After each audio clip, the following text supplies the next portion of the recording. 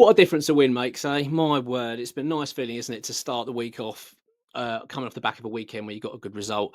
It's been a long time, isn't it, for us? We have really suffered this season as fans. It hasn't been a lot to shout about. So, for me, it's one of those.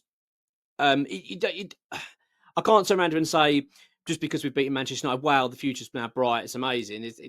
I'm certainly not feeling that at the moment. I feel like there's so much to be done at this club. We know that, and a big summer ahead and everything else. But in terms of when you just look at a perspective from this season and how things have been, I think you just need to enjoy these moments, really. And it was a day to enjoy, wasn't it, for West Ham? Great performance and overall, and fully deserved. I mean, Manchester United obviously were very poor and have been for some time, but it's just great. And the fact we're above Tottenham, my word! I mean, how on earth, how are West Ham above Tottenham Hotspur this season? It just shows how bad they have been. Jesus Christ! But yeah, look, I'm pleased. I'm sure we all are. It's a nice start to the week, isn't it? And I'll tell you what I'm liking about it as well. You got that appetite to want to watch more about football. I really like. I want to absorb everything about West Ham rather than thinking, oh God, like rather than it being a chore, you know. But anyway, that's enough of that. Let's talk about takeover stuff. It seems to be picking up a little bit of pace. This is, and I just want to sort of touch on what is now being discussed and what's in the media and kind of sort of following on from the previous video, which was last week on ExWHUEmployees news, that an American investor is looking at acquiring the Gold family shares, which is 25.1% of the shares. First of all, what's interesting about that news is the fact that originally it had been seen as that the Gold family were only going to be reluctant to selling half their shares, 12%, 12.5%. They weren't interested in, they wanted to keep a stake in the club. That appears to be have changed now. I'm not quite sure as the reason why. I've got my kind of guesses on it, which I'm going to kind of try and touch on a little bit here.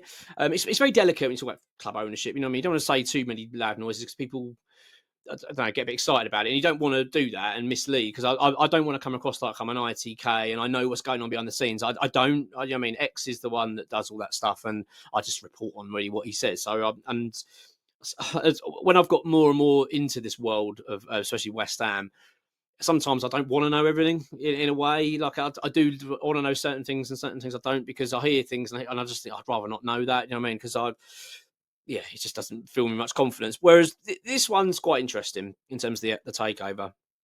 When I say takeover, let's call it the shares at the moment, buying the Gold shares. So, as far as we understand it, at this stage, it's the person that is um, instructed their solicitors to engage with West Ham in terms of acquiring these shares is still not known and not confirmed of who it is, although there is suggestions of who it can be. So, as far as I understand it, the one that is most likely is Robert Kotick, I think his name is, or Kotick. He is the he was the owner of Activision. It was a gaming a business that are, they made Call of Duty, massive firm that created Call of Duty. So and he sold the business. He was part of that. He sold the business to Microsoft, and it was £75 billion sale. So it just goes to show the scale of the business there. And I believe, from what we understand it, he is worth around £6 to £7 billion. That's kind of his net worth of what he is. If you go online and look it up, it jumps all over the place. But apparently that is the kind of the figure we're looking at of what his net worth is. And he's always had a strong interest in coming into Premier League football. So, and as well as also been linked previously, I believe, in discussions previously had about West Ham. So that seems the most credible, I would say, in terms of a link of who it could possibly be that's coming forward. The interesting thing is the what is the intentions here? Is it to just buy the Gold shares, possibly, or is it to buy the football club? Is it a takeover? I'm leaning more towards the latter, actually. Not necessarily straight away, but I would suggest that if someone is coming forward to instruct their lawyers to want to go and purchase shares, a large amount of shares, a quarter of the football club at West Ham, I would like to imagine that they've actually got bigger ambitions than to just buy that amount of shares. The reason being is because they're not going to have control of the football club anyway. We know that. We've seen it already with Daniel Kretinsky, who's come into the football club, invested a lot of money into the club, and I think has been an overall positive influence. But I get the feeling that there has been frustrations because of the fact that you've got David Sullivan basically calling the shots. David Sullivan's the ultimate shareholder. He's always got the final say on everything. And I do wonder whether, when you look at Kretinsky, whether it's purely an investment. Only if you look at Kretinsky as a person anyway, that's what he does. He's an investor. He has shares in lots of companies. And I think it's purely that he wants a portfolio where he generates his income and builds his empire. I don't see him as somebody that necessarily goes, I want West Ham to be in the Champions League and I'm going to invest in this and I'm going to do this and buy that. I don't, well, that hasn't happened, has it? He hasn't come to the football club and we haven't got now, a £50 million training facility and we've not had hundreds of millions of pounds worth done on the stadium and that hasn't happened. So that to me suggests that actually it wasn't, an investment to, I want a Premier League club and I want to take him as high as I can. It's more just that I see West Ham making a bit of money and Premier League's generating money and that will continue to grow. I see them as a sort of an established Premier League club and I can make some money here. That's what I'm getting, my impression from Kretinsky. So when we're talking now about a potential American investment, as I said, there's Kotick. Kotick? I don't know how to pronounce his name. Probably should have looked this up, but Kotick. I'm going to say, call him Bobby. Call him Bobby. That's his nickname. He's Robert, so they call him Bobby, right? And they, I don't see. I'm not. I don't think if this guy's got real interest in coming into Premier League football, I don't get the impression that's not to come in just to invest and sit back and maybe occasionally pick up the phone and see how things are going. I get the feeling it might be a little bit more than that. I get the feeling this could be someone that wants to come in and run a football club. So my suggestion is that possibly if this instruction is to buy the Garwood family out, I imagine that there's more to it than just that. Okay, that's my feeling on it. Also, we need to bear in mind, that time's ticking, and as much as people will think, "Oh, David Sullivan's going to be here forever," he isn't, is he? And he's not going to be on this earth forever. And he's certainly in the latter years of his life now.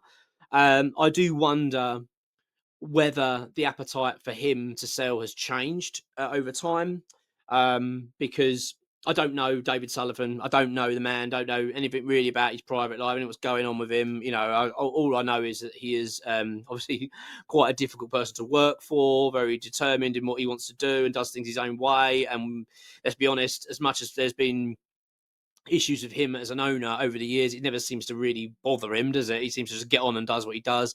So I just wonder whether the dynamics are changing at West Ham. I get the feeling they are. I get the feeling that there is a shift now. David Gold's obviously shares now are now available. They were in probate after following his death, and obviously then sadly his daughter passed away not too long after. So I think it's Vanessa now, isn't it? That's now in control of those with Dan Cunningham. The fact that they're now open to selling all shares to me signals something. That signals to me possibly that West Ham are going to go through a change in ownership I wouldn't say, I'm not talking about next week, but I'm guessing over the next year or two.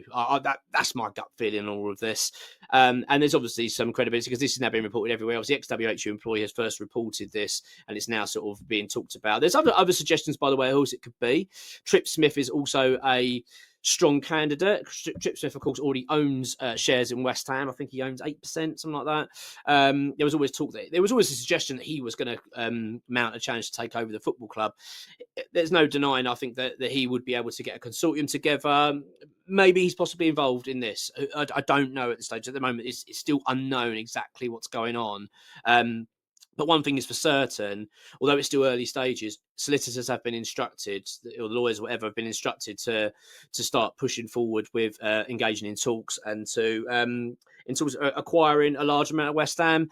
And as I say, I get the feeling that if someone's coming in to buy all the Gold family shares out, they're probably going to look at buying more. And let's be honest, as West Ham fans, we are desperate for change. And mainly because I want to see an owner with ambition. I want to see someone come into the football club, one, to take the club in a new direction, but also show ambition. Like I've talked about, training facilities, the stadium, the infrastructure of the club needs improving. You know, when we're going to hire people, go and hire the best people. Go and spend the money to do it. Don't hold back. I know people will say it doesn't really matter about the wealth of the owners because they can't pump money into the playing stuff anyway. Well, the rules are changing anyway at some stage soon in terms of PSR. So that's sort of shifting anyway. And also that doesn't affect your infrastructure investment. It doesn't. You can spend £1 billion on a new stadium and £1 billion on a training facility and all this kind of stuff. But that doesn't affect your PSR. That's purely on the playing stuff. So I want to see more of that, and I want to see, and I think as fans, we all would just want to see that. We know we're all craving a change. It's been something we've wanted for many years now. So this is really interesting. It's really interesting. I'm not sure what to take on Bobby Kotick. I don't know. I don't know enough about the guy other than purely the fact he's pretty wealthy. He's obviously done very well for himself. I don't know a lot about him. A lot of people have messaged, no, he's not a nice bloke. I don't know enough about him. I can't sit there and comment on things like that. But it appears that Trip Smith and him are the kind of two at the moment most likely in terms of wanting to go forward and buy Gold's shares. So I think it's something we all need to be seriously keeping an eye on, and I think it's going to gather some pace. Now, as I recalled, XWH Employees section will be up a little bit later today on the West Ham Way Patreon on the podcast. So I don't know a lot about it. There is an update in terms of transfers. There's some new targets that are being listed, which I'm going to do a video on, but I'm not going to do it today. That'll be on tomorrow. Yeah, so I'm looking forward to doing that one and seeing where we are.